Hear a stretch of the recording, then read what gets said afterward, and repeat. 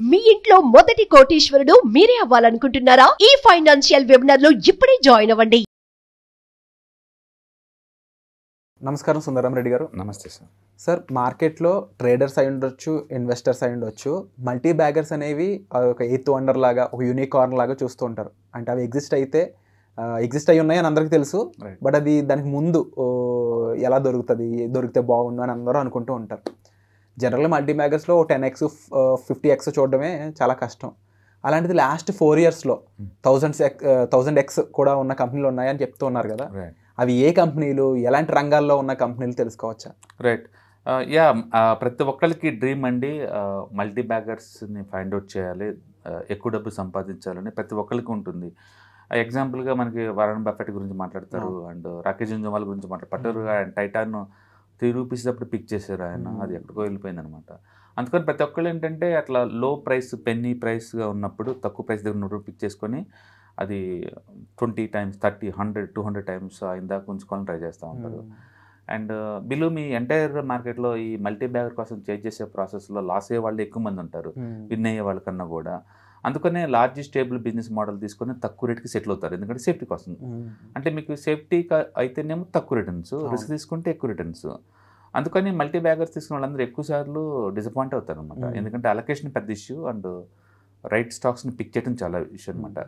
ఫ్యూచర్లో ఒక మల్టీ బ్యాగర్ని ఎలా ఫైండ్ అవుట్ చేయొచ్చు అంటే, ఈ పాత విన్నర్స్ని కనుక వాటి స్ట్రక్చర్స్ని ఐడెంటిఫై చేస్తే మనకు అర్థమైద్ది వాళ్ళు ఎలా ఉంటారు అని. ఎక్కువ మంది ఏంటంటే మినిమం 1 year హై స్టాక్స్ని పట్టుకుంటారు. 1 year high, 5 years high, 10 years high, all time high, ఇలాంటి వాటిని పట్టుకుంటారు. వాల్యూమ్ ఎక్కువ వచ్చే స్టాక్స్, గ్యాప్తో పెరుగుతున్న స్టాక్స్, ఏదైనా క్యాటలిస్ట్ ఉండాలన్నమాట ఎందుకు అది మూవ్ అవుతుంది అనేది. అట్లా మల్టీ బ్యాగర్స్ లాస్ట్ 4 years కనుక చూస్తుంటే, హిస్టరీ మొత్తం ఇండియన్ స్టాక్ మార్కెట్ హిస్టరీలో లాస్ట్ 4 yearsలో వచ్చినన్ని మల్టీ బ్యాగర్స్ ఇంకెప్పుడు మనం చూడలేదు కూడా. అంత ఎక్కువ వచ్చింది కోవిడ్ తర్వాత నుంచి అనమాట. వెరైటీ ఏంటంటే అందరూ ఊహిస్తున్నట్టు టెక్నాలజీలో అవి రాలయ్యి, ట్రెడిషనల్గా ఉన్న సెక్టర్లోనే ఎక్కువ శాతం వచ్చినాయి. ట్రెడిషనల్ సెక్టర్స్ ఎక్కువ శాతం వచ్చేసినాయి అనమాట.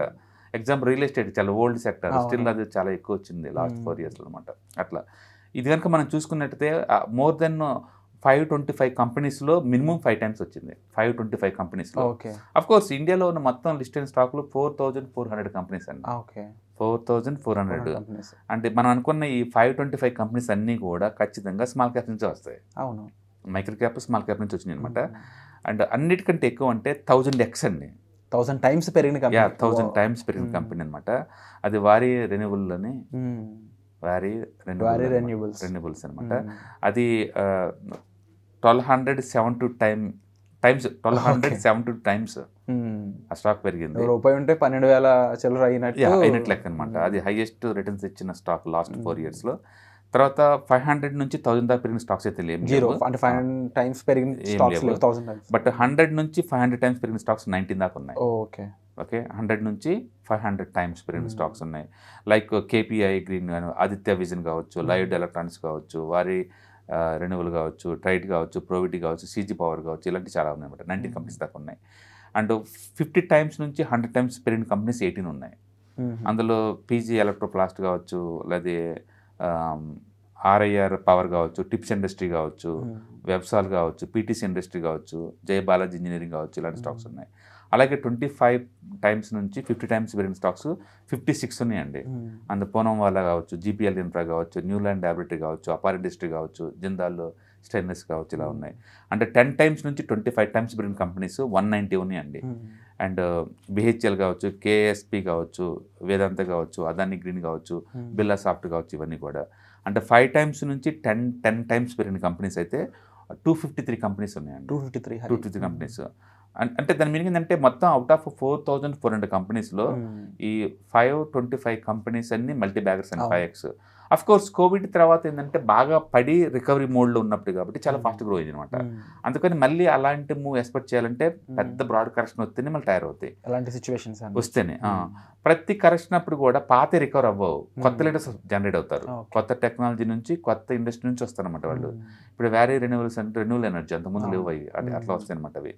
అండ్ ఇందులో ఏంటంటే construction, engineering, equipment, machinery, transformers, particular electronics, electricals తోటి అండ్ పవర్ సంబంధించిన స్టాక్స్, కన్స్ట్రక్షన్ సంబంధించిన స్టాక్స్ అయితే అన్ని చాలా కానీ ఇవి మాత్రం ట్రెడిషనలే కదా, కానీ అవి కూడా పెరగడం sectors wise traditional. India infrastructure చాలా గ్రోత్ ఉంది. ఇన్ఫ్రాస్ట్రక్చర్ గ్రోత్ ఇప్పటికీ కూడా నెక్స్ట్ 10 years కూడా ఇన్ఫ్రాస్ట్రక్చర్ సంబంధించింది ఇండియా హాట్ కేక్ లాగా ఉంటాయి అన్ని. సో ఆడియన్స్ అయితే కళ్ళు మూసుకొని మరి పర్టికులర్ గా పవర్ సెక్టర్ అయితే టూ మచ్ హాట్ సెక్టర్ ఉంటుంది నెక్స్ట్ 10 years కూడా. ఎందుకంటే మ్యానుఫ్యాక్చరింగ్ ఇప్పుడే బీన్ అయింది ఇండియాలో, మ్యానుఫ్యాక్చరింగ్ హబ్గా మారే ఛాన్స్ ఎక్కువ ఉంది. యూరోప్కి ఇక్కడ నుంచి ఎక్స్పోర్ట్ చేస్తాం బీన్ అవుతుంది అనమాట. ఊహించండి, ఇండియాలో మొబైల్స్ ఇంపోర్ట్ చేసుకునే మనం ఇప్పుడు లక్షల కోట్ల మొబైల్స్ మనమే ఎక్స్పోర్ట్ చేస్తున్నాం. ఓకే, చిప్ మ్యానుఫ్యాక్చరింగ్ బీన్ అయింది అనుకోండి, మనమే చిప్స్ వరల్డ్కి ఇచ్చేస్తాం. మనం ఇంపోర్ట్ చేసుకుంటాం 100%, మనం ఇప్పుడు ఎక్స్పోర్ట్ చేయబోతాం నెక్స్ట్ 2-3 years తర్వాత. వీటన్నిటికీ హెవీ పవర్ కావాలి. అందుకని వాటర్ ట్రీట్మెంట్ చేసే companies and power generation company చాలా హ్యూజ్ డిమాండ్ వచ్చింది. పర్టికులర్గా power distribution, power transmission and power transformer storage కంపెనీస్కి అయితే హ్యూజ్ డిమాండ్ వచ్చింది. స్మార్ట్ మీటర్స్ కానీ ఈ ఏరియాలో మొత్తం, ఆ ఏరియాలో ఉన్న స్టాక్స్ మొత్తం ముందు పోతాయి. అలాగే మిషనరీ అండ్ ఇన్ఫ్రాస్ట్రక్చర్ సంబంధించిన ఎక్విప్మెంట్ స్టారేజ్ కంపెనీస్ ఇవన్నీ కూడా పార్టిసిపేషన్ ఇంకా ముందు పోయే ఛాన్స్ ఎక్కువ ఉందన్నమాట ఇండియాలో. మొత్తానికి అయితే లాస్ట్ 4 yearsలో కనుక ఈ మల్టీ బ్యాగర్ స్టాక్స్ కనుక మనం స్టడీ చేస్తే చార్ట్ ప్యాటర్న్స్ని, నెక్స్ట్ విన్నర్స్ ఎలా ఉంటారో మనకు అర్థం అవుతుంది అనమాట. ఎక్కువ సార్లు ఏమవుతుందంటే మల్టీ ఇయర్స్ హై బ్రేక్అవుట్స్ అవుతాయి ఇవన్నీ కూడా. అందుకని స్టాక్ మార్కెట్లో మల్టీ ఇయర్స్ బ్రేక్అవుట్ స్టాక్స్ని చాలా ఇంట్రెస్టింగ్గా అబ్జర్వ్ చేస్తూ ఉంటారు. ఓకే, సో ట్రెండ్ ఫాలోయింగ్ చేసే వాళ్ళకి ఈ టైప్ దొరుకుతాయి అనమాట. ఈ టైప్ స్టాక్స్ నీకు సపోర్ట్లో ఉన్నప్పుడు కొనకూడదు, ఓన్లీ ట్రెండ్ ఫాలోయింగ్ చేస్తే రెస్టెంట్ బ్రేక్అవుట్ అవుతుంది కొనుక్కోవాల్సి ఉంటుంది. మొత్తానికైతే ఈ 525 స్టాక్స్ కనుక మనం డీప్గా అబ్జర్వ్ చేస్తే కనుక chart patterns, next multi bagger అయ్యే స్టాక్స్ లిస్ట్ మనకు రాబోతుంది అనమాట అవన్నీ. అండ్ ముఖ్యంగా ఈవెంట్ వైజ్ చూసుకున్నప్పుడు కరోనా లాంటి ఈవెంట్ అయి ఉండొచ్చు, లేదంటే దానికన్నా సిమిలర్ ప్యాటర్న్ ఈవెంట్స్ తర్వాత ఎమర్జ్ అయ్యే కంపెనీస్ అన్నీ కూడా ఎర్లీ బీస్ అంటే లైక్ ఒక ఫ్రెషర్ కంపెనీస్ అయి ఉండొచ్చు. బట్ సెక్టర్ వైజ్ అవి ట్రెడిషనల్ ఉన్నా కూడా కంపెనీలు ఏవైతే ఉన్నాయో అవి స్మాల్ మైక్రోలో ఉండే ఛాన్సెస్ అనేవి ఎక్కువ ఉంటాయంటారా? డెఫినెట్గా అండి, బట్ ట్రెడిషనల్ ఉన్న సెక్టర్లో ఆ స్పేస్ ఆల్రెడీ పెద్ద కంపెనీలు ఆక్యుపై చేసాయి కాబట్టి వాటి గ్రోత్ పెద్దగా ఉండదు. బట్ న్యూ టెక్నాలజీలు అనుకోండి, అవి చిన్న అయినా సరే మొనోపలి ఉంటాయి కాబట్టి అవి లీడింగ్ అయ్యే ఛాన్స్ ఎక్కువ ఉందన్నమాట. ఫర్ ఎగ్జాంపుల్ ఇప్పుడు ఇథనాల్ ఉందనుకోండి, ఇథనాల్ చాలా ఓల్డ్ అది. ఇప్పుడు బలరాం చీని ఆ ఏరియాలో అది లిటరలీ మొనోపలి అనమాట. ఆ ఏరియాలో పెద్ద కంపెనీగా న్యాచురల్గానే ఎక్కువ అడ్వాంటేజ్ అది తీసుకుంటుంది. అలాగే ఇప్పుడు వారి రెన్యూవల్ ఎనర్జీ ఉందనుకోండి, రెన్యూవల్ ఎనర్జీలో అది టాప్ మోస్ట్ లీడర్ అనమాట. అంటే ఫ్రెష్ ఇండస్ట్రీ ఉందనుకోండి, ఇథనాల్ మ్యానుఫ్యాక్చరింగ్ కావాల్సిన ఎక్విప్మెంట్ సర్వీస్ కంపెనీస్, ఇట్లా సంథింగ్ యూనిక్నెస్ ఉన్నవి స్టిల్ లీడింగ్లో ఉంటాయి. అందుకని ఆ ఏరియాలో కంపెనీ చిన్నదన్నా సరే కొత్త టెక్నాలజీ అనుకోండి లీడింగ్ అయ్యే ఛాన్స్ ఎక్కువ ఉంది. ఈ వాటర్ ట్రీట్మెంట్లో కూడా కంపెనీస్ TRL ఉంటుంది, టైలర్ మేడ్ రెన్యూవల్ ఎనర్జీ అని చెప్పేసి అది ఒకటి ఉందండి. అది కూడా మల్టీ బ్యాగర్ అయ్యే ఛాన్స్ ఎక్కువ ఉంది.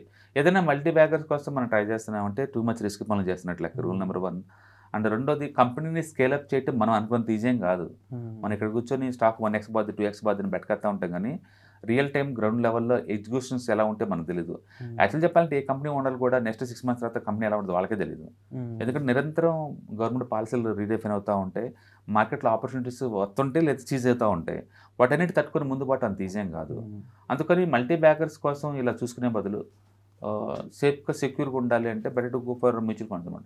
మ్యూచువల్ ఫండ్లో 300x వచ్చిన మ్యూచువల్ ఫండ్స్ కూడా ఉన్నాయి. బట్ వాటిని ఎవరు గుర్తించరు ఎందుకంటారు?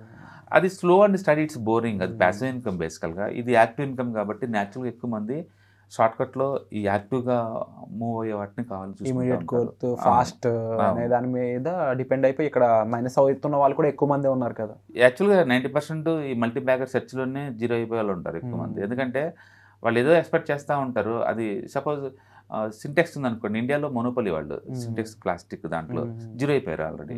అంత అర్థం ఏంటంటే మొనోపలి అయితే జీరో అవ్వదు అనడానికి ఏం లేదు వాళ్ళు, అది ఆ ఏరియాలో. బట్ ట్రెండ్ ఫాలో అవుతూ ప్రాపర్గా స్టాప్ లాస్ మెయింటైన్ చేసుకుంటూ పోతే మీకు దొరకవచ్చు అనమాట ఇవన్నీ. అవును, ఇవి ఎక్కువ సార్లు ఏంటంటే కొత్త టెక్నాలజీలో ఉంటాయి. కొత్త రేపటి ఇప్పుడు ఆల్టర్నేటివ్ ఎనర్జీ వస్తుంది కదా, అంటే battery makers, hydrogen tyres companies, ఆ టైప్ ఏదైనా ఉండొచ్చు. But at the time scale up అంత ఈజీ కాదు, ఎందుకంటే కాన్సెప్ట్ని ఎగ్జిక్యూట్ చేసేసి రియల్ టైంలో మనీ మేక్ చేయడం అంత ఈజీ కాదు. అందుకని వీళ్ళు ఈ మైక్రో క్యాప్స్ ఇన్వెస్ట్మెంట్కి ట్రై చేస్తూ పోతుంటారు, అందులో ట్యాప్ అయ్యే ఛాన్స్ ఎక్కువ ఉంటుంది అనమాట. సో ఇప్పుడు ప్రస్తుతానికి నేను బెట్ కాస్తుంది ఈ ఏరియాలో అయితే TRL trailer made renewals limited అని చెప్పేసి కంపెనీ TRL లైవ్ మార్కెట్లో ప్రస్తుతానికైతే అది ఆల్మోస్ట్ 602 దగ్గర ఉంది ఈరోజు. I'm expecting next 5 times next 5 yearsలో. బట్ టూ మచ్ రిస్క్ చెప్పాను కదా ఇవన్నీ, ఎందుకంటే మైక్రో కంపెనీస్ కదా, అంటే ఫెయిల్ అయింది అనుకోండి జీరో. అందుకని అఫోర్డబిలిటీ రిస్క్ తీసుకునే వాళ్ళకి టోటల్ పోర్ట్ఫోలియో ఒక 5% పెట్టే వాళ్ళకి ఇది ఓకే అనమాట. అలాగని చెప్పేసి మల్టీ బ్యాగర్ వద్ద ఒకే దాంట్లో పెట్టి ఇలా చూస్తున్నాం అనుకోండి, తేడా వచ్చిందంటే మనీ అంత జీరో అవుతా ఉంటుంది. అండ్ డెఫినెట్లీ పెద్ద వాళ్ళు చెప్పినట్లు don't put your single basket అన్నట్టు. అండ్ ఇప్పుడు మీరు చెప్పిన స్టేట్మెంట్ వైజ్ చూసుకున్నా కూడా ఓవరాల్గా ఎవరి ప్యాటర్న్ బట్టి వెళ్తుంటారు. సో హౌఎవర్ ఇలాంటి ఉన్నాయి అని ఒక స్కోప్ ఒక హోప్ ఇచ్చినందుకు ఒక ఎపిసోడ్ ద్వారా మీకు థ్యాంక్ యూ సో మచ్. డెఫినెట్గా అండి, ఇలాంటి హిస్టరీని మనం స్టడీ చేయడం ద్వారా ఏంటంటే చార్ట్ ఫార్మేట్లో నెక్స్ట్ విన్నర్కి క్యారెక్టరిస్టిక్స్ ఏముంటే మనకి ఈజీగా అర్థమవుతుంది. అండ్ ఎలాంటి ఇన్ఫర్మేషన్ మాతో షేర్ చేసుకున్నందుకు కూడా sir thank you so much. మీ ఇంట్లో మొదటి కోటీశ్వరుడు మీరే అవ్వాలనుకుంటున్నారా? ఈ ఫైనాన్షియల్ వెబినార్ లో ఇప్పుడే జాయిన్ అవ్వండి. సుమన్ టీవీలో మీ పర్సనల్ అండ్ బిజినెస్ ప్రమోషన్స్ కోసం కింది నెంబర్ కి కాంటాక్ట్ చేయండి.